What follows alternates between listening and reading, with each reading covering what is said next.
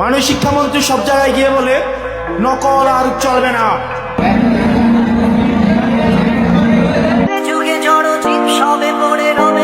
শিক্ষামন্ত্রীর পদত্যাগের দাবিতে এইচএসসি পরীক্ষা শেষে আজও রাজধানীর বিভিন্ন সড়ক অবরোধ করে আন্দোলনকারী। এবার আমার ভিডিওতে কমেন্ট এসে যে ভিউ ব্যবসার জন্য আমরা চিটাগাং আসছি ত্রাণ দিবার জন্য। হয়তোবা আমাদের ভিউ ব্যবসায়ী বলতেছেন, হ্যাঁ আমরা ভিউ ব্যবসায়ী। বাংলাদেশের মানুষের সব থেকে বড় ভুল হইলে এই যে মানবতার ফেরিয়ালা করা। বাসায় পানি, রাস্তায় পানি, স্কুল বা কলেজেও পানি, এরপর নাকি দিতে হবে পরীক্ষা। আর বন্যার পানি পার করে যদি তুমি পরীক্ষা দিতে না পারো তাহলে তুমি ব্রয়লার মুরগি। এটা নাকি কোনো শিক্ষামন্ত্রীর কথা? তুমি বাঁচো মরো, খাও না খাও, পরীক্ষা তোমার দিতেই হইব। আসলে এটা কি কোনো পরীক্ষা নাকি এটা কোনো ভুয়া রাজনীতির চাল? আমি তো কিছুই বুঝি না বাল। এই দুর্যোগের ভেতরেও যে তারা পরীক্ষা দিতে বলে, আসলে এরা কি হয়ে আসছে এক একজন মাল খেয়ে টাল। উনি 4 মাস হয়েছে আসছে, উনি যে বলেছে যে আটটা দাবিটা সব ভুয়া, কোনো পলিটিক্যাল পার্টি আমাদের উপর থেকে যাতে দিতে না পারে ওইটা আমরা মাথায় রাখবো। আমরা শুধু শিক্ষামন্ত্রীর পদত্যাগ চাই, এটা একমাত্র দাবি। এই দে শালারে একবারে ভরা দেখ, শালা বহুত বাড়াবাড়ি করছে, একবারে দিবি এবারে। মাননীয় শিক্ষামন্ত্রী সব জায়গায় গিয়ে বলে নকল আর চলবে না।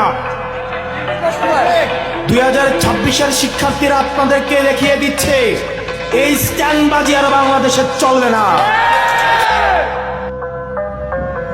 হাঁটু সমান পানিতে, বুক সমান পানিতে 2026 সালের এইচএসসি পরীক্ষার্থীদের আপনি ডুবিয়ে আপনি পরীক্ষা দিতে বাধ্য করেছেন। আপনারা একবার দুঃখ প্রকাশ করার প্রয়োজন বোধ করলেন না, বরং এই শিক্ষার্থীদেরকে আপনারা বলছেন মাদকাসক্ত।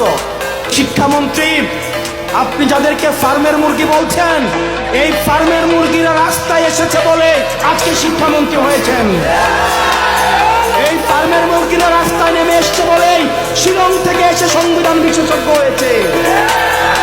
এই ফার্মের মুরগিরা রাস্তায় এসেছে বলেই আজকে লন্ডন থেকে এসে বাংলাদেশের প্রধানমন্ত্রিত্ব করছে।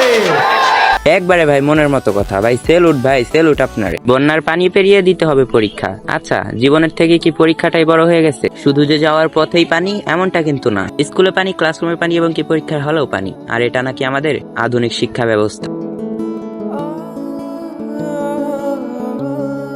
শুধু যে এগুলাতেই থেমে গেছে বিষয়টা কিন্তু এমন না। তোমরা তো জানোই চট্টগ্রামের অনেক গ্রাম এখন প্রায় পানির নিচেই। আর তাদের সাহায্য করার জন্য কিছু কন্টেন্ট ক্রিয়েটরও গেছে, যাদেরকে কিনা বর্তমানে আমরা ভিউ ব্যবসায়ী নামে চিনি। এবার আমার ভিডিওতে কমেন্ট এসে যে ভিউ ব্যবসার জন্য আমরা চিটাগাং আসছি ত্রাণ দিবার জন্য। এখানে অনেকজনে আসছে, অনেক কন্টেন্ট ক্রিয়েটর আসছে যারা মানবিক ভিডিও বানায়। আমরা মানবিক ভিডিও বানাই না, কিন্তু আমরা দান করলেও গোপনে দান করি।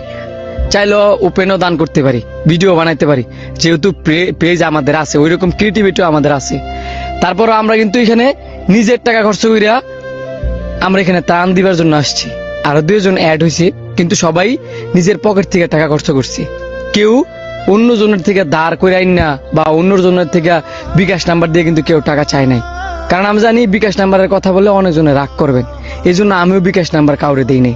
ভাবছিলাম কি যে মানুষের দান হইতে করবো, প্রয়োজনে বিকাশ নাম্বার নিবো। আর ভাবলাম যে আমার ভিডিওতে ওই ভিউ ব্যবসা কমেন্ট কি কারণে রে ভাই? হয়তোবা আমাদের ভিউ ব্যবসায়ী বলতেছেন, হ্যাঁ আমরা ভিউ ব্যবসায়ী। এই ভিউ ব্যবসায়ী করে যদি আমরা 2টা মানুষের পাশে দাঁড়াইতে পারি তাহলে আমরা ভিউ ব্যবসায়ী ভাই। আর আপনাদের মতন তো বাসায় বৈশাখ কমেন্টে মানুষের অপবাদ দিতেছি না।